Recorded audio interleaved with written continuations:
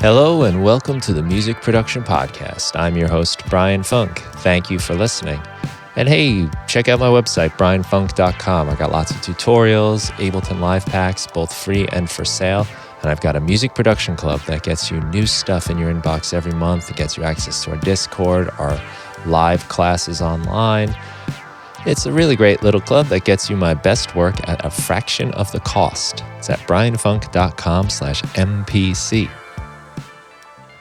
On today's episode of the Music Production Podcast, I want to talk about the importance of removing distractions, preventing distractions from getting us, and setting ourselves up for success. The world is sort of out to get you, to prevent you from succeeding. And we've all signed up for it, and we are all willing participants of it. In fact, you probably pay a lot of money to allow the world to work against you.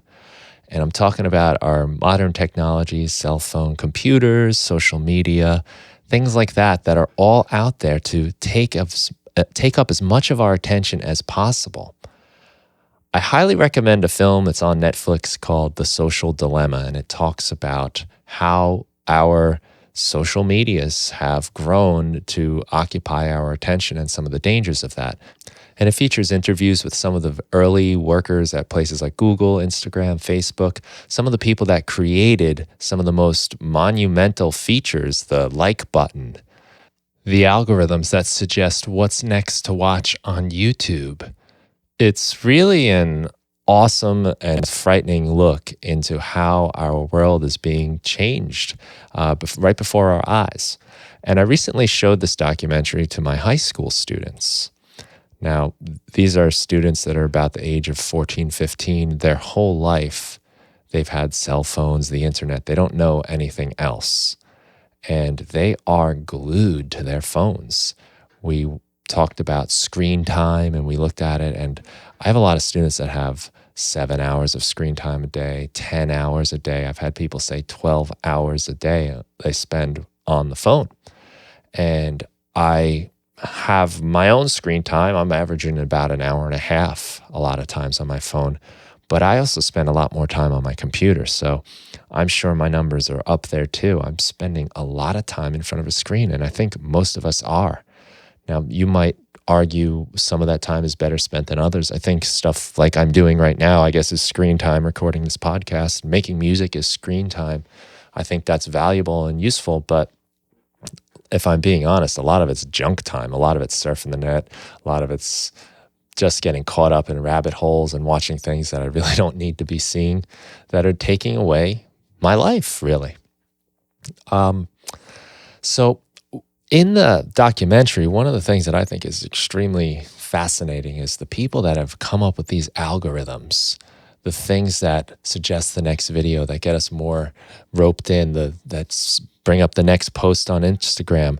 They're so designed to be interesting to us. They want us on the platforms because the more time you spend on the platform, the more advertising you see, the more money gets made. So it's really a game of your attention that they're trying to buy. They're really selling your attention to advertisers. And the people that have come up with these algorithms even talk about how they themselves can't resist the algorithms. It's like they're the magician and they know how the trick's done, but they're still fooled by the trick every single time. And they talk about all the things you could imagine that could be worrisome about that. I want to talk about it in terms of our music production and what we need to do and how we have to actually actively fight this because it's fighting us. And one of my favorite things that was said in the entire documentary was by, I believe, one of the early workers for Gmail. I forget his name right now, but he's in the documentary. You can see it. And he's talking about how we all fear the day when like artificial intelligence will overcome human strength and take us over, Terminator style. But really, the scary thing is it only needs to overcome our weaknesses, our vulnerabilities, our insecurities. And if it can get through that, it'll get us keep clicking, it'll get us keep looking, get us keep searching, and it's really there already. So just to give you the background of where this came, this episode kind of got fueled, having my students write research papers on whether they think social media is harmful or not to teenagers. They started out with opinion papers, and now they're going to do some research and do a research-based assignment on that.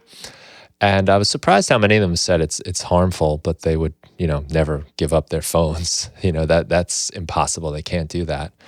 And I had a student ask me if I thought it was harmful or beneficial. And, I can obviously see the benefits and the negatives of it, right? I mean, everything I do relies on some sort of technology here, I guess. But I said I thought it was harmful. And the reason I said that was because we don't have to be bored anymore. We can always just open our phones and scroll to the next video, the next post, whatever. And whenever anything gets uncomfortable, we can just go in our phone and distract ourselves. We don't need to talk to strangers. We don't need to think of something to do. And I wonder if I was their age, 14 or so, which is the age I first picked up a guitar, I wonder if I would have ever done that if I had a phone with the technology we have today. Would I have gone through the difficulty of trying to learn an instrument, the challenges, the frustration, the physical pain of your fingers hurting from pressing down on the strings? Would I have put up with that if I could have just been on the phone laughing at videos or whatever we do? I don't really know if I would have or not. And that's kind of why I think it could be a problem. I don't know if that's affecting the way we pursue interests as much. Even as adults too, what would we be doing with our time? Even that hour and a half I have on my screen time, what would I be doing with that if I wasn't on the phone in those little minutes here and there that add up to a good portion of your life every single day? What would I be doing with that? I don't know if I'd be here talking to you. I don't know if I would have started playing guitar, if I would have got into recording music and production and all this other stuff, if I wasn't bored enough to do it, So what I want to get at in this episode is just point out and maybe encourage you and myself really to take a more active approach in removing distractions. Things like email, web browsing, going on your phone. The thing about making music on the computer is every single one of those things is at your fingertips at every given second. You can always just go on the internet. You can look up answers. You can watch videos. You can decide to listen to this podcast if you are stuck and you don't know what to do. And as much as I would love for you to do that, that's a distraction that's going to take you away from doing what you were doing.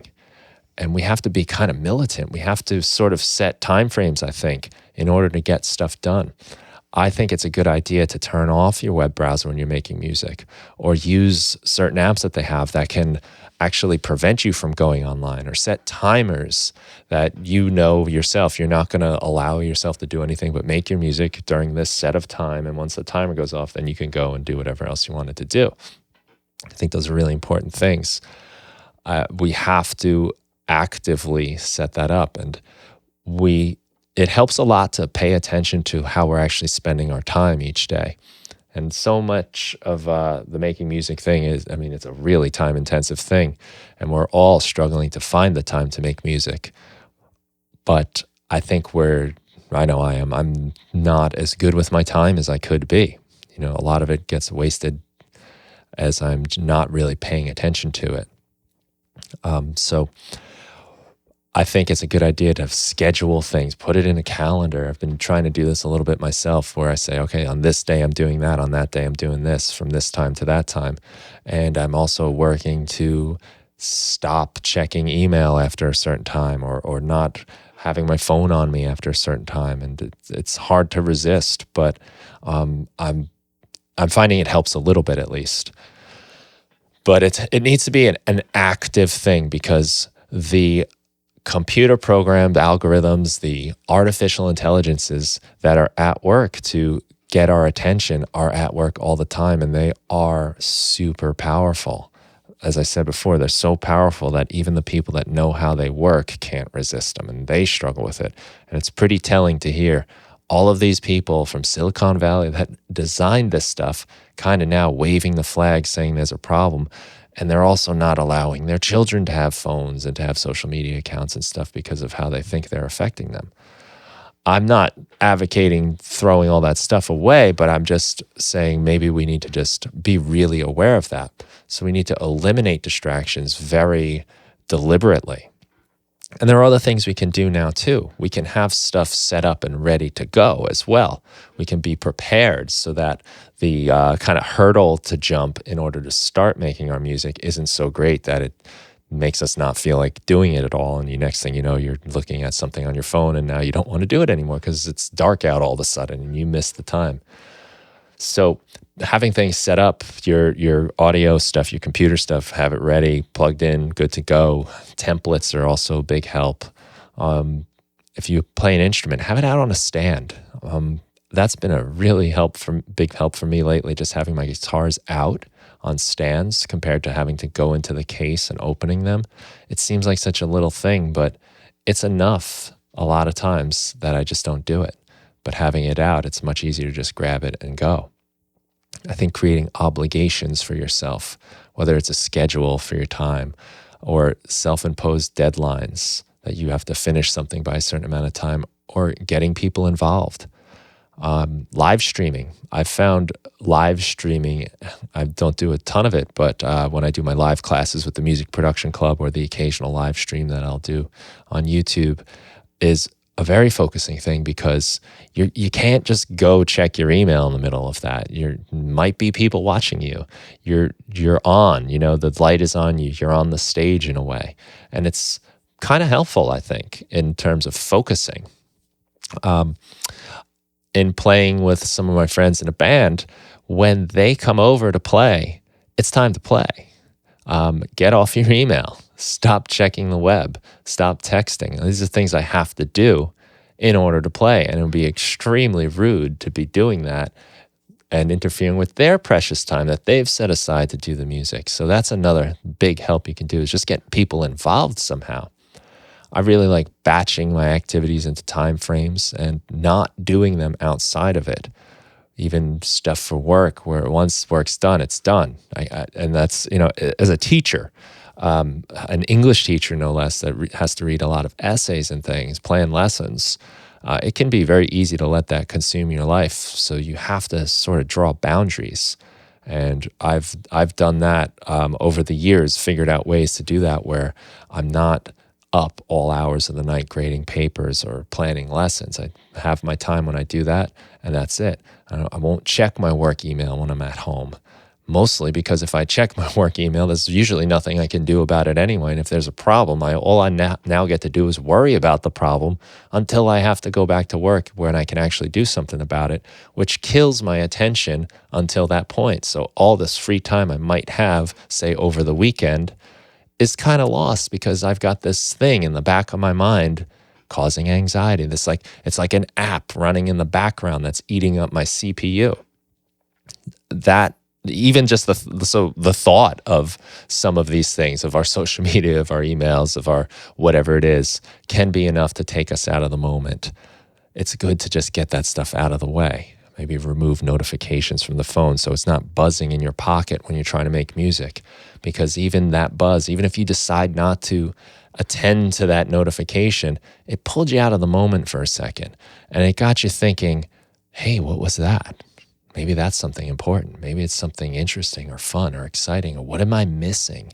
And you're not thinking about what you're doing anymore. You're lost. You're now distracted. And that can be enough to take you out of the moment where the inspiration is gone, the feel is gone. It's very easy to slip up. So we need to set ourselves up for victory. We need to remove distractions and be aware of this. It's a very concentrated, and there's a lot of money and power and effort behind these programs, these apps. They seem innocent enough, but they're trying to get your attention. I see on my phone, I get Twitter notifications. Oh, what's this? It's not even anything for me. It's someone else posted something. Maybe you'll be interested in it. And it's just a little thing that gets me out of the moment. Now I'm clicking on this, I'm checking that, and time slips away. I'm in there now. And now I'm at the mercy of these sophisticated programs that are designed to specifically take Brian Funk's attention based on what it knows about me specifically. And it's really good at it. So, arm up, be ready, be prepared, protect yourself from this stuff. It's the only way we can get things done. And I hope you can stay on track, and I hope I can too. Thanks so much for listening. If you like the podcast, please consider giving it a review, because that will show up for people as a suggested podcast they should use, thanks to our artificial intelligences and our algorithms. So I would love if you did that, so I can steal other people's attention too. But hopefully for good. Thanks so much for listening, and have a great day.